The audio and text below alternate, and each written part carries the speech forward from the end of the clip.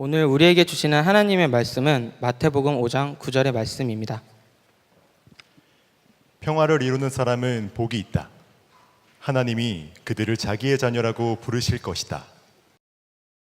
저는 오늘 여러분에게 정말 인사를 하나 드리고 싶은데 여기 모인 모든 분들 안에 주님의 평화가 깃들기를 축복합니다. 여러분 오늘 예배 이후에도 인사 나눌 때 정말 주님의 평화가 너에게 임하길 원한다 인사했으면 좋겠습니다. 우리가 주님의 평화가 임하길 원한다는 인사를 그리스도인들이 자주 하는데 우리가 평화를 이야기하고 소망할 때 그 평화, 우리가 말하는 그 평화가 어떤 의미인지에 관해서 좀 생각해 볼 필요가 있겠다는 마음이 들었어요. 왜냐하면 사람마다 각각 제각각 말하는 평화의 의미가 다 다를 것 같다는 생각이 들었어요. 세상의 사람들이 말하는 평화, 그리스도인들이 말하는 평화, 그리고 교회에서 믿음 생활한다고 하지만 평화에 대한 이해와 또 우리가 소망하는 것이 다 다를 것 같은 마음이 들어서 이번 한 달간 평화와 하나님 나라에 관해서 여러분과 말씀을 좀 나누려고 합니다. 왜냐하면 하나님 나라를 표현하는 가장 핵심적인 키워드가 있다면 뭘까? 하나님의 나라를 표현하는 그것은 다름 아니라 평화와 사랑이란 마음이 들었습니다. 그리고 또한 최근에 우리나라가 처한 현실이 녹록지가 않습니다. 북한과의 긴장 가운데 긴장이 고조되고 있는 이 현실 가운데 세계의 열강의 틈바구니에 끼어 있는 우리나라 한반도의 이 현실 가운데 정말 주님이 말하시는 평화란 어떤 의미일까?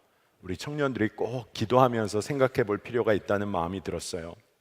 또 우리가 겪는 매일매일의 현실 가운데 겪는 여러 가지 갈등과 다툼들 가운데 있어서도 평화란 어떤 의미인지를 우리가 말씀 가운데 정말로 묵상할 필요가 있다는 생각이 들었기 때문에 이번 한 달간 평화와 하나님의 나라에 관한 말씀을 전하고자 합니다. 제가 이번 한 달간 전할 말씀의 주제를 결론부터 말씀드릴게요. 다 잊어버리고 오늘 조는 일이 있어도 졸기 전에 미리 말씀드리는 게 좋겠다는 생각도 들었어요. 우리 삶에는 평화만이 살 길이다. 평화를 포기하지 말아야 한다는 것입니다. 여러분, 평화라는 것은요, 우리가 살아가는 여러 가지 삶의 방식들 중에서 우리가 선택할 수 있는 어떤 옵션 중에 하나가 결코 아니라 특히나 하나님의 사람들, 우리에게 있어서 모든 사람들 마찬가지죠. 평화를 선택하는 것은 우리가 유일하게 살 수 있는 길입니다. 정말로 평화라는 것은 하나님의 백성들이 살아가야 할 삶의 방식 중의 방식이라는 것을 우리가 꼭 붙잡기를 원합니다. 여러분, 그런데 한 가지 질문이 있습니다. 인류의 역사 가운데, 인간이 살아온 역사 가운데 정말 온전한 평화가 이루어졌던 적이 있었나요? 한번 여러분 세계사 시간, 한국 역사 다 떠올려 보세요. 인류 역사 가운데 정말 온전한 평화가 이루어진 적이 언제죠? 아마 대답이 어려울 것 같습니다. 그 이유는 인간의 연약함, 인간의 죄악됨이 온전한 평화를 불가능하게 해왔기 때문에 그런 것이죠. 그렇기 때문에 온전한 평화, 완전한 평화란 요원해 보입니다. 그렇기 때문에 우리가 깨달아야 할 것이 하나 있습니다. 평화란 우선적으로 전적으로 하나님이 부어주시는 것이 바로 평화입니다. 전적으로 주어지는 은혜가 평화입니다. 여러분, 전적으로 주어진다는 의미는 굉장히 중요한 의미가 있습니다. 우리가 어떻게 손댈 수 없이 우리에게 주어졌다는 것은 굉장히 거룩하고 신성함을 이야기합니다. 그런데 평화는 전적으로 하나님께서 주시는 거니까 그러면 우리는 아무것도 안 하면 되는가? 그렇지가 않지요. 그와 동시에 그 하나님의 평화를 향하여 달려가야 할 책임과 소명이 우리 가운데 있는 것입니다. 하나님께서 부어주실 전적인 은혜요 평화를 향하여 우리 믿는 사람들은 끊임없이 그 일을 이루는 책임을 다해야 될 사명이 있는 것입니다. 저는 우리 청년 세대들, 젊은이 교회 우리 지체들에게 평화를 이루어가는 삶에 우리가 헌신하기를 축복합니다. 여러분, 오늘 설교를 한번 잘 따라가셨으면 좋겠는데 평화라는 말은 두 가지 단어가 있습니다. 그리스 로마 전통에서 에이레네라는 말을 평화라고 썼습니다. 그런데 이 에이레네라는 말은 단지 분쟁이나 갈등이나 전쟁의 상황이 없는, 그래서 갈등이나 분쟁이 없어서 조건적으로 평안한 상황을 말합니다. 그리스 로마 시대에는요, 도시국가들 사이에 전쟁, 갈등이 있다 보니까 영웅이 필요했던 시대입니다. 외부의 위협에 대하여 도시를 지켜주고 평화를 지켜줄 군사력이나 정치력이 필요했던 시대예요. 그래서 평화는, 그때 말하는 평화는 정말로 외적인 위협이 없고, 그리고 외적인 위협을 잘 컨트롤할 수 있는 힘을 가진 그런 평화를 말했습니다. 그런데 성서에서 말하는 평화는 샬롬이라고 우리가 알고 있죠. 하나님이 부어주시는 평화를 의미합니다. 아주 쉽게 말하면 하나님 나라의 질서가 바로 평화인 거예요. 그러니까 여러분, 성서에서 평화의 핵심은 뭐냐 하면 하나님이 다스리시는 상태를 말합니다. 하나님이 다스리신다, 그것이 바로 평화입니다. 그러니까 여러분, 완전한 평화는 하나님의 개입을 통해서만 성취될 수 있는 것이지만, 여러분이 하나님의 자녀라면 이 평화를 이루어가는 삶 결코 포기해서는 안 됩니다. 그리고 왜 그러냐 하면 그 길만이 살 길이기 때문에 그렇습니다. 여러분, 하나님으로부터 부어지는 평화의 삶을 위해서 우리 청년 세대로부터 이것 붙잡고 믿음의 길 걷게 되길 원합니다. 오늘 우리가 읽은 예수님께서 산상수훈에서 하신 말씀 중에 마태복음 5장 9절 말씀을 읽었는데, 우리 함께 읽어볼까요? 평화를 이루는 사람은 복이 있다. 하나님이 그들을 자기의 자녀라고 부를 것이다. 굉장히 짧은 말씀이지만 굉장히 함축적인 의미가 담겨 있습니다. 평화를 이루는 사람이 하나님의 자녀라는 거예요. 그리고 그것이 참 복되다고 말하고 있습니다. 여러분, 평화를 이루어가는 과정 중에 놓여 있는 사람, 평화를 위하여 헌신하고 있는 사람이 복이 있는 사람이라는 거예요. 지난 주간에 이사야서를 새벽에 묵상하면서 이사야 16장 5절 말씀 한 구절이 떠올랐습니다. 그 말씀을 보면 다윗의 가문에서 왕이 나와 신실과 사랑으로 그 백성을 다스릴 것이다. 옳은 일이면 지체하지 않고 하고 정의가 이루어지는 것을 보여줄 것이다. 이 이사야 16장은 모압 백성들이 당하게 될 심판과도 같은 재앙에 관하여 말하고 있는 그런 장입니다. 그런데 이사야 선지자가 16장에 모압에 대한 경고의 말씀을 전하다가 하나님이 어떤 분이신지, 그리고 다윗의 가문에서 나올 메시아는 어떤 분이신지에 관하여 한 절로 아주 요약을 해놨습니다. 신실과 사랑으로 그 백성을 다스릴 것이다. 옳은 일이면 지체하지 않고 하고 정의가 이루어지는 것을 보여줄 것이다. 여러분, 꼭 기억해야 합니다. 우리에게는 우리를 다스리시는 왕이 계시다는 거예요. 우리에게는 분명히 왕이 계십니다. 그런데 그분은 사랑과 신실로 사람들을 대하시고, 옳은 일은 지체하시는 법이 없으시고, 정의를 이루어 보여주십니다. 여러분, 다스리시는 분이 계세요. 그리고 우리는 그분의 자녀라고 한다면 우리의 삶은 어떠해야 하는 것이죠? 그분의 자녀다운 삶은 뭘까요? 그분의 다스리심을 따르는 삶이 자녀다운 삶입니다.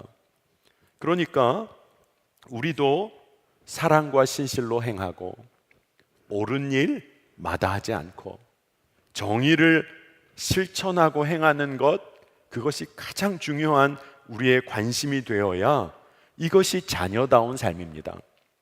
그런데 거꾸로 오늘 말씀은 평화를 이루는 사람이 하나님의 자녀라고 했어요. 여러분, 하나님의 자녀라고 불리는 복은요, 다른 것이 아니라 우리가 옳은 일을 행하고 사랑과 신실로 사람들을 대하고 정의를 이루는 일에 우리의 마음을 다 여는 일, 정말로 이것이 하나님의 자녀다운 삶이고 평화를 이루어가는 삶이란 얘기예요. 그런데 말씀의 도전은, 여러분에게 드리고 싶은 말씀의 도전은 이와 같습니다. 무엇이냐 하면, 여러분, 평화를 이루는 이 과정에 속한 사람이 복이 있다는 것이 여러분 믿어지세요? 정말로 이렇게 하나님의 자녀답게 사는 삶이 나에게 복이라고 여러분 믿어지세요? 옳은 일 지체하지 않고 정의로운 일에 참여하는 것이 내게 복이라고 여러분 믿어지세요? 세상은 우리에게 그렇게 가르치질 않잖아요. 그러면 너 손해 볼 거야, 이렇게 가르치잖아요. 그래서 저는 오늘 여러분과 하나님께서 말씀하시는 평화, 그리고 세상이 말하는 평화를 잘 구분할 필요가 있겠다, 우리 청년들과 이것을 꼭 나눠야겠다는 마음이 들었어요. 여러분, 우리가 쉽게 빠지는 착각이 평화를 안전이란 개념과 혼동하는 때가 있다는 겁니다. 시큐리티죠. 많은 사람들이요, 많은 성도들이, 청년들이 자기 안전을 구하며 삽니다. 그리고 자기 안전을 구하는 기도를 올려드리면서 내가 평화를 위하여 기도하고 있다고 착각할 때가 있습니다. 여러분, 평화와, 하나님의 평화와 자기 만족적인 안전과는 구분해야 합니다. 그렇지 않으면요, 한번 여러분 잘 생각해 보세요. 평화를 추구한다고 하면서 자신의 힘과 능력을 갖기 위해서 애씁니다. 세상적인 능력을 위하여 애씁니다. 왜냐하면 그래야 이 세상에서 내가 안정감을 누릴 수 있다고 생각하기 때문에 그런 것이죠. 여러분, 요즘에 한국은 어떻죠? 여러분, 나중에 다들 직장 취업하고 가정 가지고 나름대로 안정적인 집에서 살고 싶은 마음이 있을 거예요. 여러분, 이렇게 들어갈 때 그 거주자들만 들어갈 수 있도록 아주 그 앞에 이렇게 게이트가 쳐져 있는 아파트들도 요즘에 그런 아파트들이 많이 생기잖아요.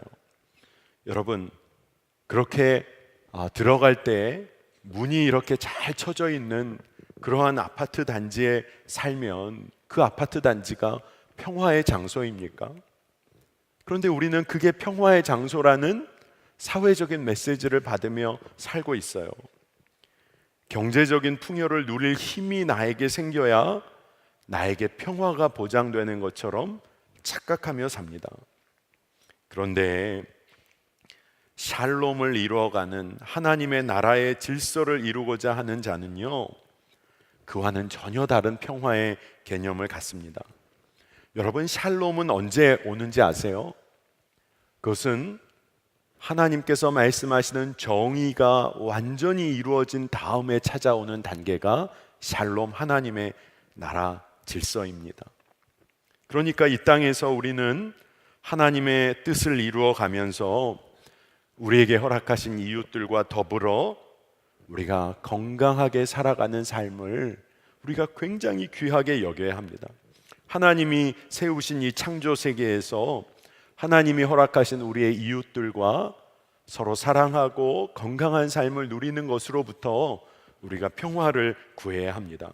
왜냐하면요, 성서의 지속적인 주제, 성서의 처음부터 마지막까지 이루는 것을 관통하는 성서의 주제가 하나님을 내 생명 다하여 사랑하고 이웃을 내 몸처럼 사랑하는 것.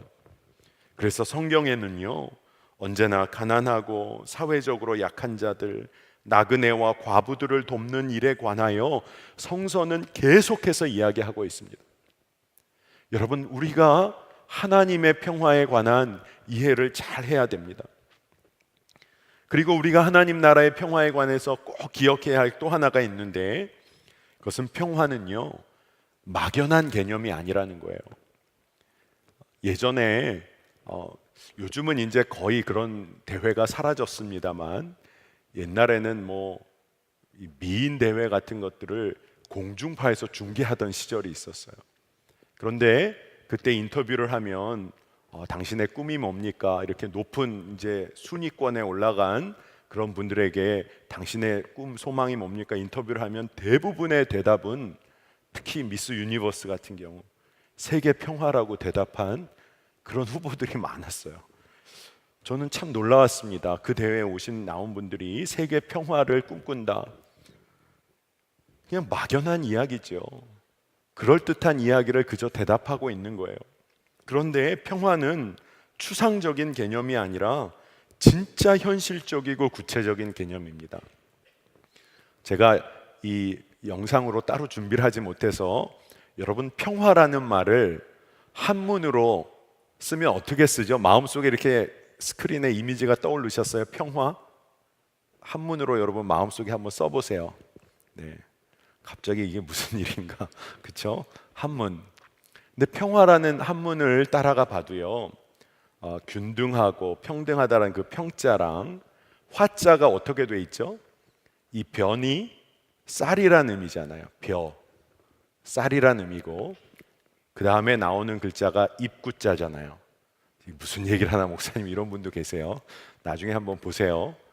그러니까 평화라는 말이 예로부터 모든 사람의 입에 쌀을 동등하게 나누어 줄 수 있는 것으로부터 평화라는 것이 온다라고 사람들이 여겼던 거예요.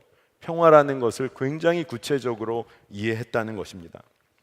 여러분, 저는 이 평화라는 말을 한문으로 소개하면서 물질적인 균등만이 평화라는 얘기를 하려는 게 아니라, 그것을 가능하게 하는 마음밭이 어떠했냐를 여러분 한번 상상해 보세요. 모든 사람들이 먹거리를 함께 다 나누는, 그렇게 나눌 수 있도록 하는 그 마음밭은 어떠한지를 여러분 한번 상상해 보세요. 세상이 말하는 복, 하나님이 말하는 복에 대하여 구분할 수 있는 힘이 있어야 이것이 가능한 것 아니겠습니까? 자기 안전이 최우선인 사람들의 삶은요, 평화를 추구한다고 하지만 경쟁에서 이기고 싶고, 탐욕은 여전히 가지고 있고, 자기 과시는 계속하고 싶고, 나는 평화를 원한다 하면서 뒤에서는 힘과 권력 끊임없이 추구하며 사는 것 아닙니까? 그러니까 얼마나 마음이 번잡하겠어요. 그것을 이룰까 못 이룰까 얼마나 불안합니까? 그러나 하나님의 평화를 추구하는 사람들은, 그들에게는 한 사람 한 사람 모두가 하나님의 자녀로 사는 것이 가장 중요한 것입니다. 여러분, 잘 생각해 보세요. 우리가 오늘도 이렇게 예배당에서 기쁨으로 예배하고 매일매일의 일상을 살아가는 힘이 어디서 오는 거죠? 보이지 않는 곳에서 한 사람 한 사람이 건강하게 살기를 소망하며 헌신하는 자들의 작은 실천을 통해서 우리도 이렇게 편안하게 살고 있는 거예요. 보이지 않는 하나님의 자녀들 통해서 그 일이 이루어지고 있다고 저는 믿습니다. 저는 새벽마다 기도할 때, 북한을 놓고 기도할 때 그런 기도의 제목이 제 마음에 일어나요. 하나님, 북한에도 하나님을 믿고 믿음 지키는 사람들, 숨겨진 믿음의 사람들이 많을 터인데, 그들이 북한의 곳곳에 책임 있는 자리에 서게 해주세요. 믿음 가진 자들이, 대단한 자리 아니더라도 북한의 곳곳에 믿음 가진 이들이 믿음 지키며 서게 해달라고 기도하는 기도의 제목이 나오더라고요. 여러분, 우리나라, 이 남한도 북한도 한반도 땅도 정말로 중요하게 하나님의 평화를 이루고 모든 사람이 복된 삶을 누리기를 원하는 그들이 일어나기를 우리가 기도해야겠습니다. 여러분, 저는 오늘 왜 이렇게 평화를 이루는 삶을 우리 청년들이 살아가면 좋겠다 말씀을 전할까요? 여러분, 하나님의 평화를 이루어가는 사람이 오늘 말씀이 복이 있다고 했습니다. 그 복은 세상이 빼앗아 갈 수 없는 기쁨을 우리가 내적으로 갖게 되는 것으로부터 시작이 돼요. 여러분, 나의 안전만을 추구하는 삶 불안합니다. 하지만 많은 사람들이 건강한 삶을 누리는 일에 헌신하기 시작하면 하나님께서 세상 사람들이 빼앗아가지 못하는 세상에 기쁨을 주세요. 세상 속에서 내적인 기쁨을 주세요. 자, 다음으로는 세상의 평화와 하나님의 평화를 구분해야 하는 중요한 지점이 하나 또 있습니다. 그것은 많은 세상의 사람들은요, 평화가 힘의 균형이 이루어지는 것을 평화라고 이해합니다. 이렇게 알맞게 힘의 균형이 이루어져야 평화가 오는 것이지. 틀린 말이 아닌 것 같지만 그 평화는요, 언제나 잠정적인 평화입니다. 누군가 힘이 더 많아지고 누군가 힘이 더 없어지면 그 평화는 깨어지는 것이죠. 세상은 힘의 균형을 평화라고 말을 합니다. 그리고 평화를 누리는 사람들은 누가 평화를 누릴까요? 어느 정도 힘을 가진 사람들이 평화를 누립니다. 그런데 그러한 평화를 이야기하고 평화가 도래했다고 할 때 여전히 힘없이 아파하는 자들이 있다는 것을 그리스도인들은 꼭 보아야 합니다. 힘의 균형이라는 평화, 그 평화의 관계 가운데 명함도 못 내미는 힘없는 자들이 있다는 것을 믿음의 형제자매들은 기억해야 합니다. 그러니까 단순히 힘의 불균형으로부터 오는 혼란, 폭력, 넘어서는 일, 그것만이 아니라 우리가 하나님의 평화 샬롬으로 나아가야 합니다.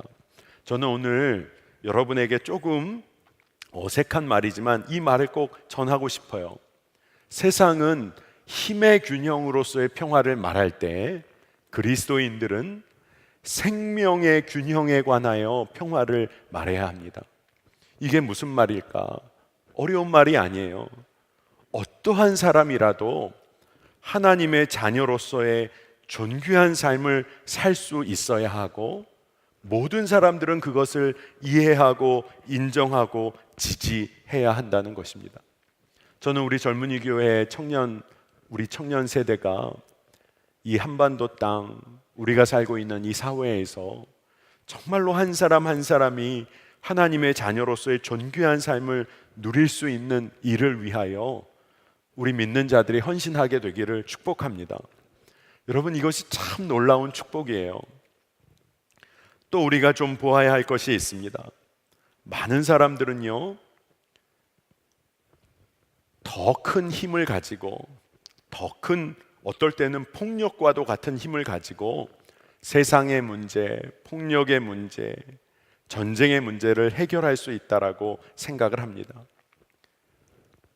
이건 세속적인 구원의 이야기죠. 더 힘 있는 사람이 문제를 해결해 줄 수 있을 거다.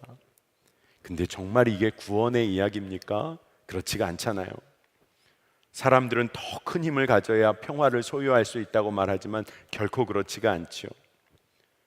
누군가는 평화를 이루었다고 하는데 많은 사람들이 두려워할 수 있는 평화 아닙니까? 저는 요즘에 기도하게 될 때 나라를 위해서, 민족을 위해서 기도해야겠다는 생각을 많이 합니다. 그런데 여러분, 최근에 북한이 핵실험을 하고 계속해서 미사일을 쏘는 과정 가운데 국민들 안에 불안한 마음들이 있어요. 그러다 보니까 어떤 분들은 우리도 핵을 가져야 되지 않냐, 우리도 이대로만 있으면 안 되지 않냐, 어떤 분들은 미국과의 관계 가운데 어떻게 군사적으로 우리가 힘을 키워야 되지 않냐. 틀린 말이 아닐 수도 있지만 꼭 보아야 할 것이 있습니다. 최근에 북한이 핵실험을 했어요. 뉴스와 미디어를 보니까 지진 강도를 측정해서 그 규모를 환산해보고 만약에 그 정도의 핵폭탄이 우리 대한민국 남한의 한 지점에 터진다면 그냥 예측하는 것이죠. 약 200만 명 정도의 사상자가 이루어질 것이다 라고 말하더라고요. 제가 어떤 두려움을 야기시키려고 하는 것이 아니라 이 좁은 땅 안에서 핵이 터진다는 것은요, 공멸입니다. 공멸. 자존심 싸움할 문제의 것이 아니에요. 이 땅이 죽음의 땅이 되는 거예요. 여러분, 제가 분명히 오늘 여러분과 함께 나누고 싶은 것은 그리스도인들이 기도해야 할 기도의 방향이 분명합니다. 평화만이 살 길입니다. 하나님이 이 땅을 다스리심이 이 땅 가운데 이루어지도록 우리가 기도해야 합니다. 평화의 길이 아무리 힘들고 자존심 상하고 어떨 때는 수모를 당하는 길 같더라도 평화의 길 놓치면 안 됩니다. 왜 그럴까요? 하나님 나라의 질서는요, 하나님의 통치는 결코 지배의 논리나 전쟁에 의지했던 적이 없습니다. 예수님이 가신 길은 결코 지배와 전쟁의 논리에 빠지신 적이 없습니다. 예수님은 오직 사랑으로만 예수님의 길을 걸어가셨어요. 남들은 지배해야 한다고 말할 때 예수님 섬기셨어요. 많은 사람들이 탐욕적으로 더 가져야 힘을 갖게 될 거라 말할 때 예수님은 청빈한 삶에 관하여 말씀하셨어요. 수많은 사람들이 종교적으로 타락했을 때 예수님은 오로지 하나님 아버지께로 가는 정결한 믿음의 길, 그 길에 관하여 말씀하셨어요. 한 번도 예수님께서 힘과 권력으로 하나님 나라에 관하여 설명하신 적이 없어요. 여러분, 우리가 가야 할 길은 명확하지요. 힘을 자랑하는 그러한 길이 아니라, 권력을 자랑하는 길이 아니라 오로지 하나님 나라의 평화를 향하여 걷는 믿음의 길입니다. 십자가는요, 세상 사람들에게 무능함의 상징이잖아요. 무기력함의 상징이잖아요. 하지만 구원을 얻은 자에게는 하나님의 능력이 되잖아요. 십자가에서 예수님은 죽음까지도 다 수용하셨어요. 죽음까지도 다 수용해내셨어요. 무자비한 폭력을 예수님이 십자가에서 다 받아들이셨어요. 그래서 그 죽음과 폭력을 십자가에서 끊어내셨어요. 죽음과 폭력의 악순환의 고리를 예수님은 완전한 순종으로 끊어내셨어요. 여러분, 이것이 정말로 놀라운 예수님의 힘과 능력이십니다. 세상은 어때요? 누군가가 나를 못 살게 굴면 지금은 내가 힘이 없으니까 참고 있다가 힘 있으면 어떻게 해요? 어떻게든 되갚아 주잖아요. 저쪽은 또 어떻게 해요? 또 갚아주잖아요. 그러면서 어떨 때는 서로 힘이 비등비등하면 평화롭다고 그냥 지나잖아요. 또 누군가 힘 있으면 갚아주잖아요. 그런데 예수님은 다 받아서 수용하셨어요. 폭력에 대하여, 죽음과 같은 권력에 대하여 힘으로 대항하지 않으셨어요. 전혀 다른 하나님 나라의 삶으로 나아가셨어요. 여러분, 우리 청년들이 꼭 기억해야 합니다. 세상에서 우리가 힘 있는 자로 세상을 이기는 것 아니라 믿음으로, 사랑으로, 하나님 나라의 질서로 세상을 이기는 거예요. 그래서 세상의 사람들이 본인들이 얼마나 도덕적으로 믿음 안에서 수치스러운지를 그들이 깨닫게 됩니다. 전혀 새로운 삶의 방식을 만나게 될 때요, 사람들은 놀라게 돼 있어요. 예수님이 그 말씀을 분명히 하셨습니다. 마태복음 5장 38절 이하를 보면 모세의 율법은 눈에는 눈, 이에는 이로 갚으라고 말한다라고 예수님이 말씀을 하세요. 그런데 나는 이제 이렇게 말한다, 예수님이 말씀을 하십니다. 모세의 율법은 눈에는 눈, 이에는 이로 갚으라고 하는데 나는 너희들에게 이렇게 말한다. 그러면서 말씀하시는 내용이 여러분이 잘 아는 내용입니다. 악한 사람에게 맞서지 마라. 누가 오른뺨 치면 왼뺨도 내줘라. 누가 고소하면서 네 속옷까지 가져가려는 사람 있으면 너 겉옷도 내줘라. 오리 가자고 하면 심리도 가져라. 누가 뭐 달라고 하면 꾸려고 하는 사람 있으면 다 내어줘라. 여러분, 예수님이 말씀하시는 이 삶의 방식은요, 세상에서 정말 실패하기 딱 좋은 방식인 것처럼 느껴지지 않으세요? 그런데 예수님은 분명히 말씀하세요. 그 이후에 이어지는 말씀이 내 이웃을 사랑하고 내 원수를 미워하여라 하고 말한 것을 너희는 들었다. 그러나 나는 너희에게 말한다.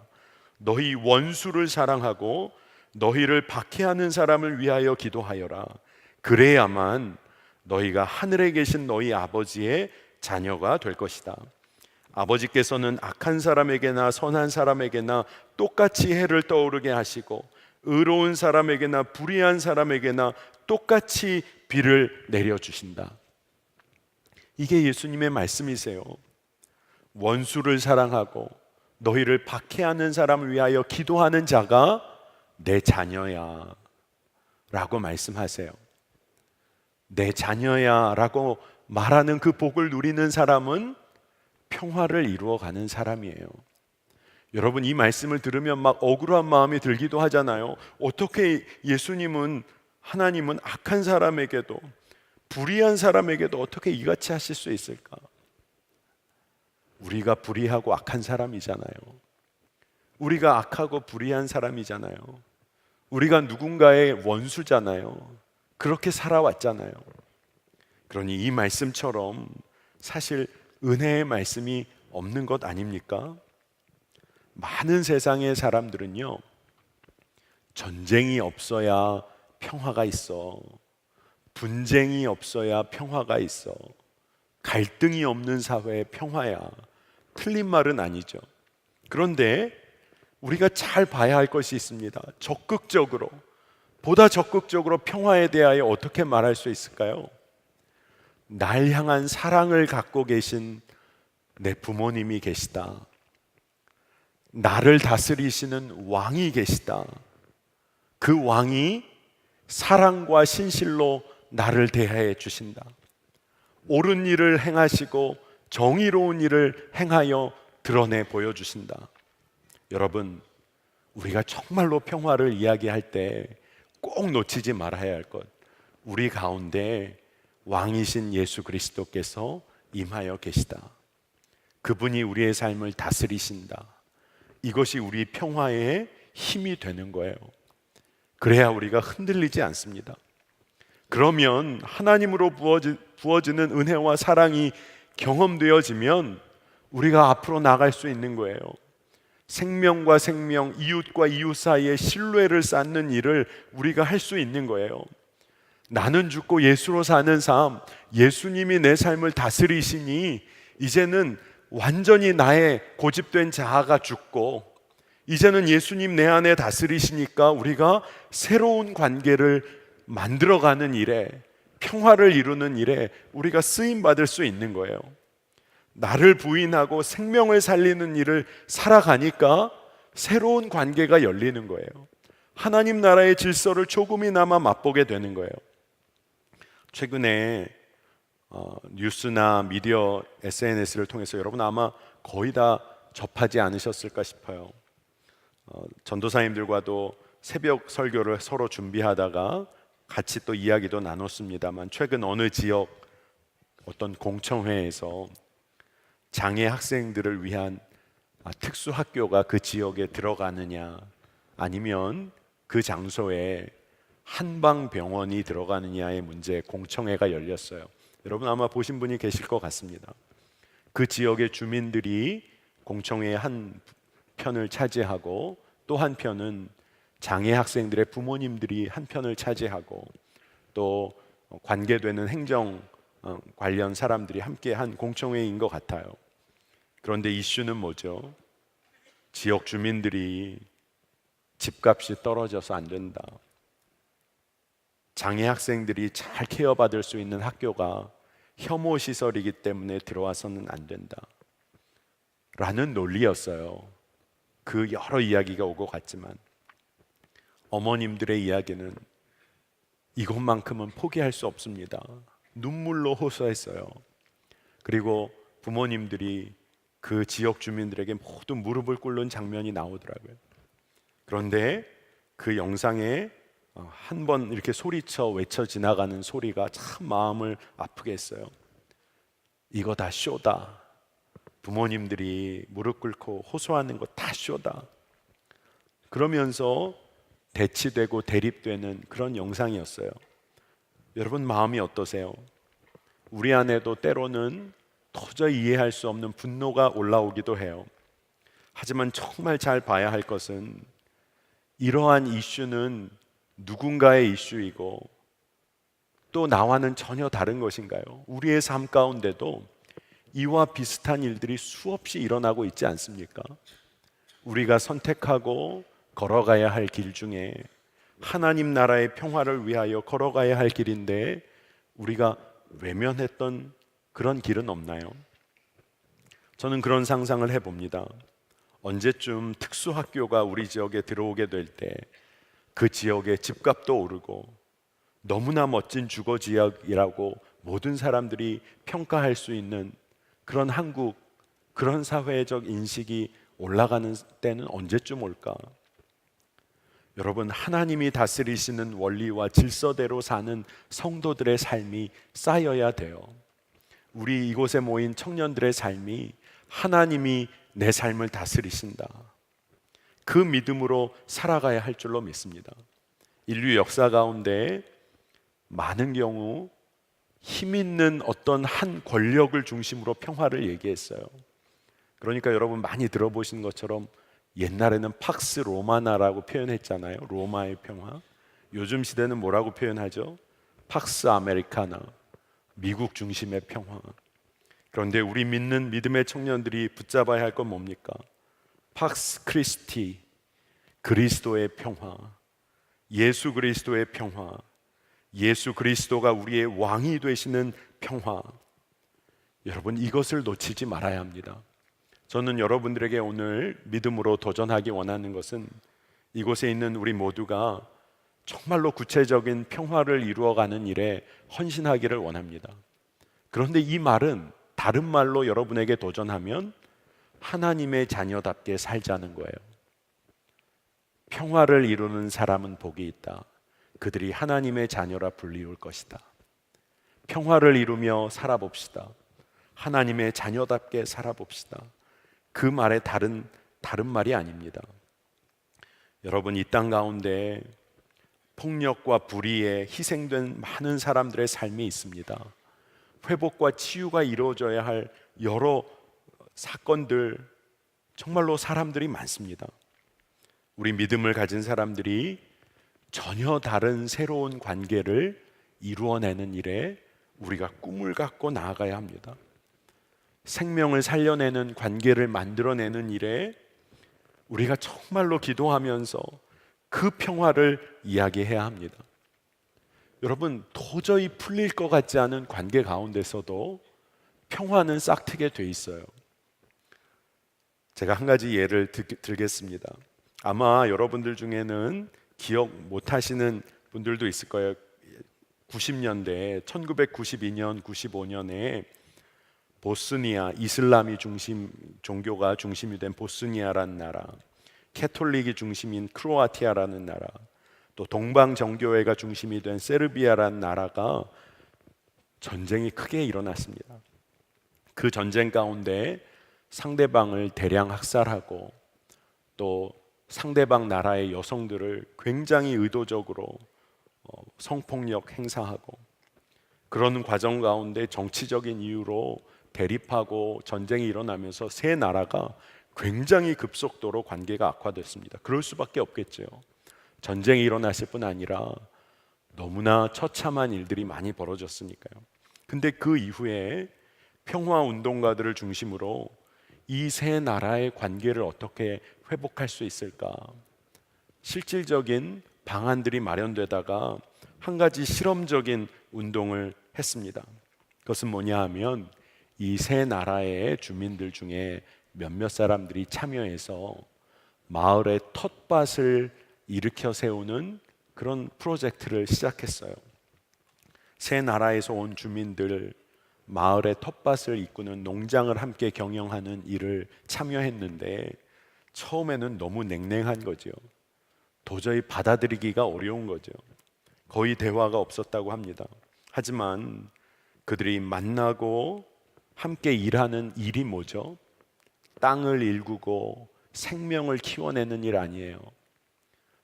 척박한 땅을 일궈내고 생명을 일궈내는 일을 함께 하면서 작은 삶의 대화들을 하기 시작한 것이죠. 만나기 시작하고 대화가 시작되고 생명을 돌보는 일을 함께 하다 보니까 그들 안에 차차 서로의 삶의 문제를 공유하기 시작했다고 해요. 그리고 관계의 전환이 일어나게 된 거죠.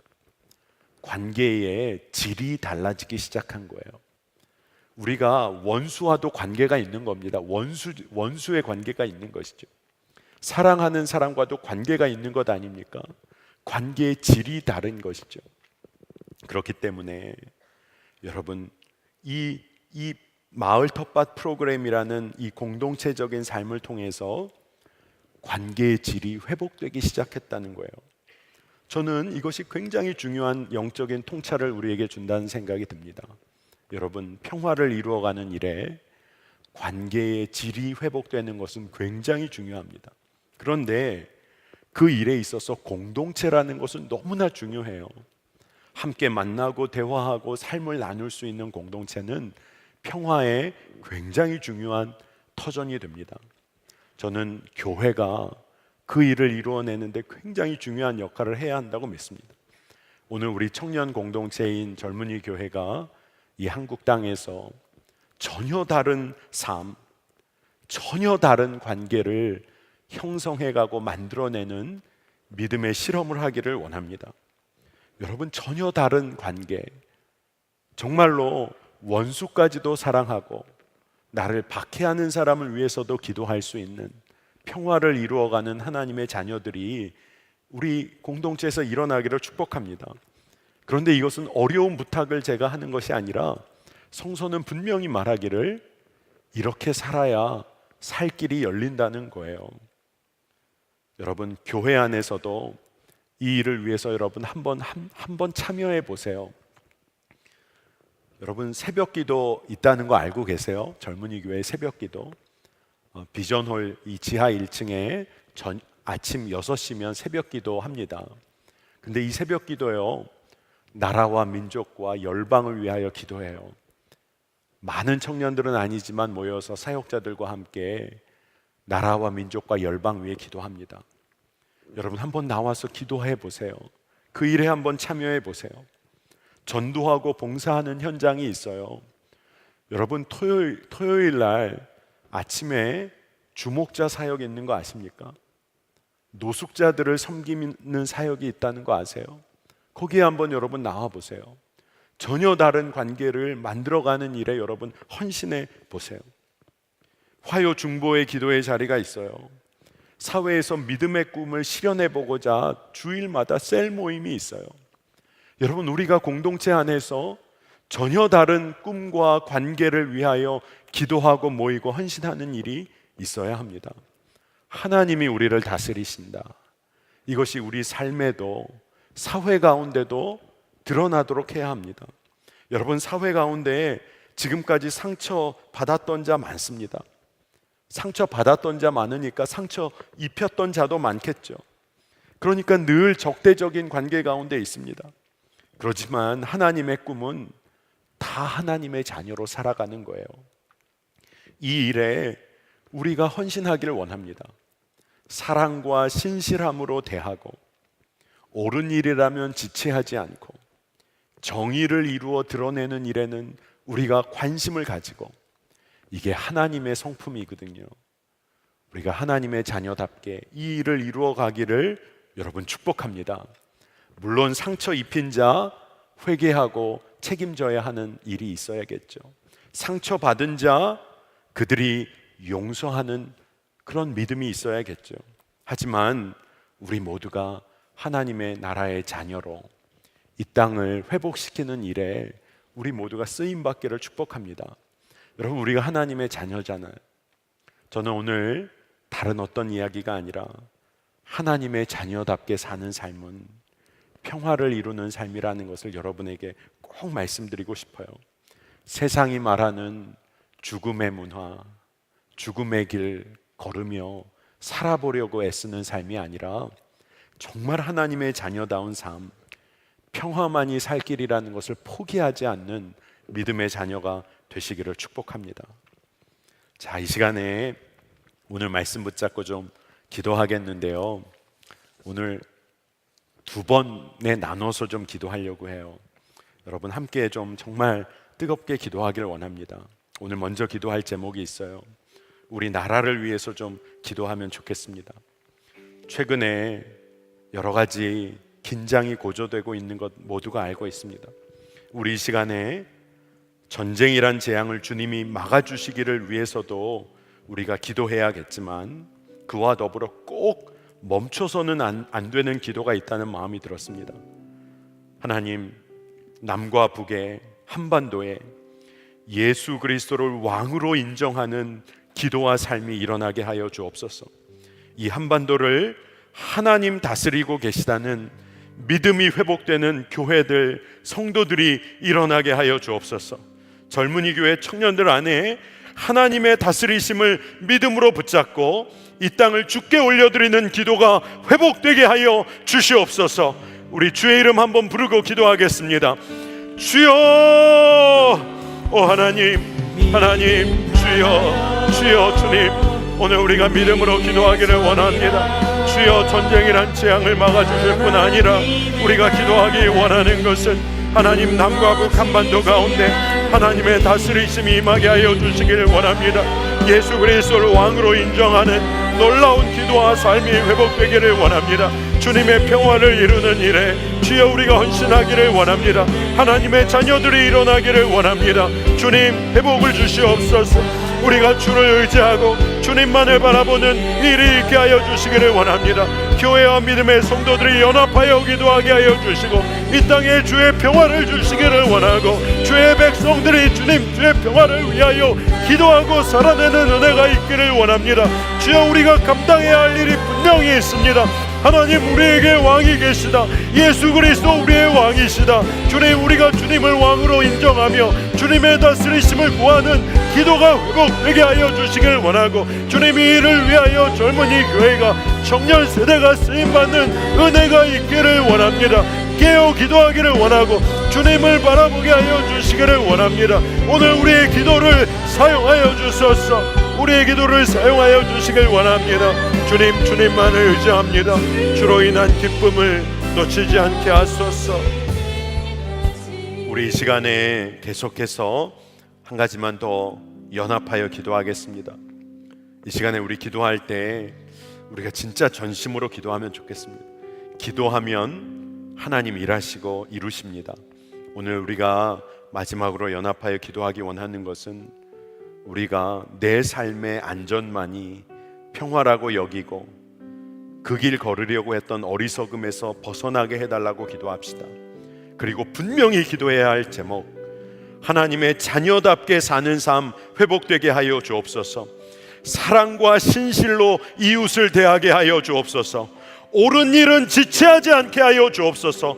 정의를 이루는 일에 무관심하지 않게 하여 주옵소서.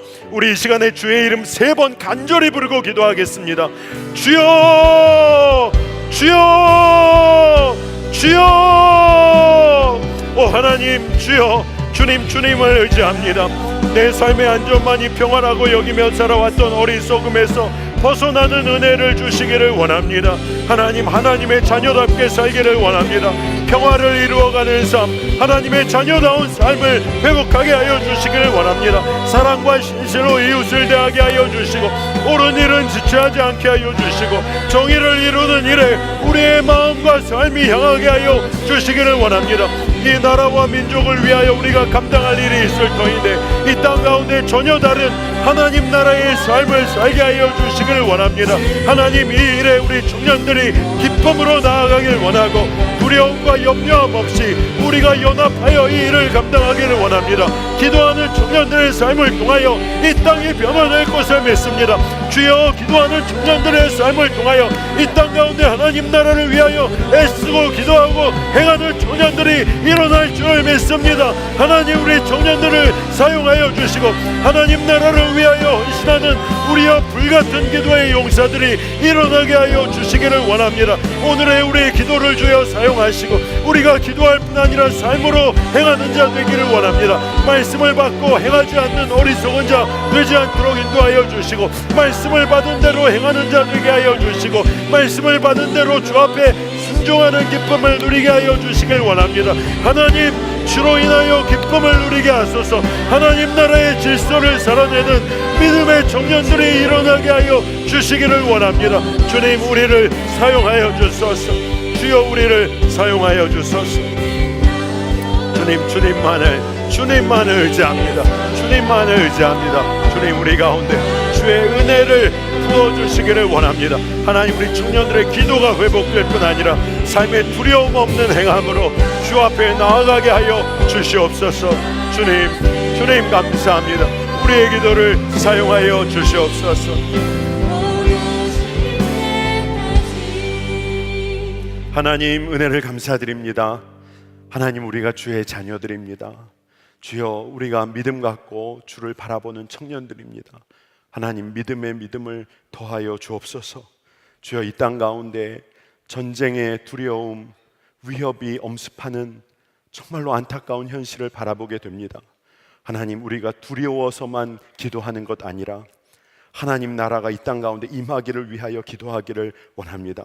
남과 북 한반도 이 땅에 예수 그리스도께서 우리의 왕이시다라는 고백이 터져 나오기를 원합니다.